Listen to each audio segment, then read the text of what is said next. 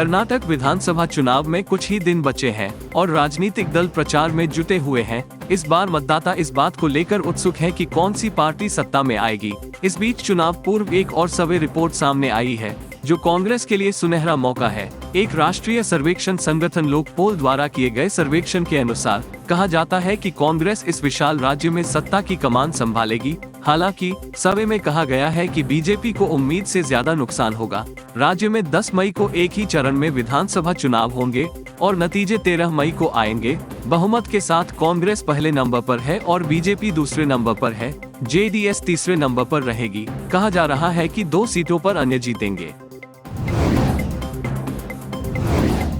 विधानसभा चुनावों के लिए खुले अभियान के अंत के लिए 2 दिन शेष होने के साथ आयकर अधिकारियों और चुनाव अधिकारियों ने राज्य के विभिन्न हिस्सों में बिजली के छापे मारे और मतदाताओं को वितरित करने के लिए कथित रूप से एकत्र की गई नकदी बरामद की और जब्त की। मांड्या, कलबुर्गी, हावेरी समेत अन्य जगहों पर छापेमारी कर अधिकारियों ने करोड़ों रुपए बरामद किए हैं। नकदी बरामद कर जब्त कर ली गई है। ऐसा कहा जाता है कि आईटी अधिकारियों ने कुछ सूचनाओं के आधार पर छापा मारा कि मतदाताओं को अंतिम समय में वितरण एकत्र किया गया था। सूत्रों के मुताबिक चुनाव अधिकारियों ने मांड्या जिले के मद्दूर कस्बे में कांग्रेस उम्मीदवार केएम उदय के समर्थकों के घर पर छापा मारा और 2 करोड़ रुपए से अधिक की नकदी बरामद की।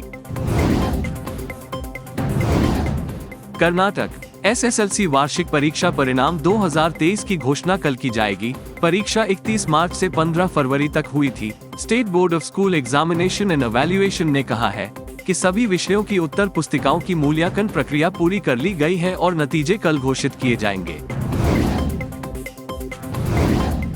प्रधानमंत्री नरेंद्र मोदी ने कर्नाटक में 10 मई को होने वाले चुनाव के प्रचार के आखिरी चरण में बेंगलुरु में अपना 2 दिवसीय रोड शो समाप्त किया। मोदी ने शनिवार को 13 विधानसभा क्षेत्रों को कवर करते हुए 26 किलोमीटर तक एक विशाल रोड शो किया। आज रविवार को केआरपुरम, सीवी रमन नगर, शिवाजी नगर और शांति नगर विधानसभा क्षेत्रों को कवर करते हुए लगभग 90 मिनट तक 6.5 किलोमीटर का रोड शो किया। जहां पहले दिन लगभग 8 लाख लोगों ने रोड शो देखा, वहीं दूसरे दिन कुछ लाख लोगों ने रोड शो देखा। कर्नाटक चुनाव, वीरशैव लिंगायत फोरम ने बीजेपी को झटका देते हुए कांग्रेस को समर्थन दिया है। कर्नाटक में विधानसभा चुनाव महज 3 दिन दूर है। राज्य के प्रमुख वीरशैव लिंगायत समुदाय के विचारकों के मंच कर्नाटक लिंगायता मट्टू वीरशैव विचार वेदिके ने समुदाय से 10 मई को होने वाले विधानसभा चुनाव में भाजपा को हराने का आह्वान किया है। हुबली, एआईएमआईएम प्रमुख असदुद्दीन ओवैसी ने कहा कि कांग्रेस नेता सोनिया गांधी द्वारा पूर्व सीएम जगदीश शेट्टार के लिए प्रचार करना निंदनीय है और आरएसएस के व्यक्ति शेट्टार के लिए आपका प्रचार करना सही नहीं है। एक अभियान कार्यक्रम में बोलते हुए ओवैसी ने आरएसएस पृष्ठभूमि के एक व्यक्ति के लिए प्रचार करने के लिए सोनिया गांधी की निंदा की। इस मुद्दे पर हुबली में एक खुली सभा को संबोधित करते हुए ओवैसी ने मांग की कि कांग्रेस पार्टी को पहले अपने सिद्धांत की पुष्टि करनी चाहिए। बेंगलुरु, कर्नाटक चुनाव की पृष्ठभूमि में चुनाव प्रचार कर रहे जेडीएस पार्टी के एक उम्मीदवार पर बेंगलुरु के चामराजपेट में हमला किया गया। ये घटना शुक्रवार को हुई और देर रात सामने आई।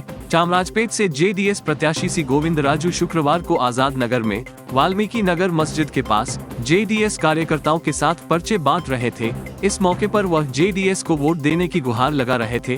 तभी यहां आए कुछ कांग्रेस कार्यकर्ताओं ने पूछा कि आप यहां क्यों आए हैं। बाद में वहां मौजूद युवकों द्वारा जेडीएस प्रत्याशी गोविंदराजू पर हमला करने की कोशिश की गई तो जेडीएस कार्यकर्ताओं ने बीच बचाव कर प्रत्याशी गोविंदराजू को बचा लिया। इस पृष्ठभूमि में गोविंदराजू ने अब चामराजपेट पुलिस स्टेशन में शिकायत दर्ज कराई है।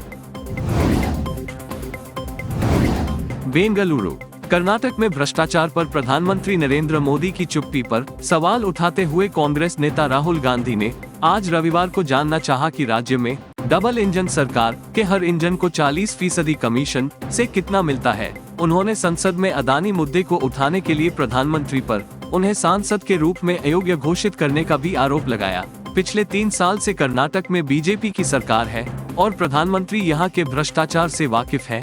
आप इसे केवल डबल इंजन सरकार कहते हैं। इस बार डबल इंजन चोरी हो गया है। गांधी ने चुनावी कर्नाटक के निकट अनेकल में एक जनसभा में कहा। उन्होंने प्रधानमंत्री से पूछा, मोदी जी, कृपया कर्नाटक के लोगों को बताएं कि किस इंजन को 40% कमीशन में से कितना मिला। उन्होंने कहा कि कर्नाटक में ठेकेदार संघ ने प्रधानमंत्री को लिखा कि उनसे 40% कमीशन लिया गया, लेकिन मोदी ने कोई जवाब नहीं दिया।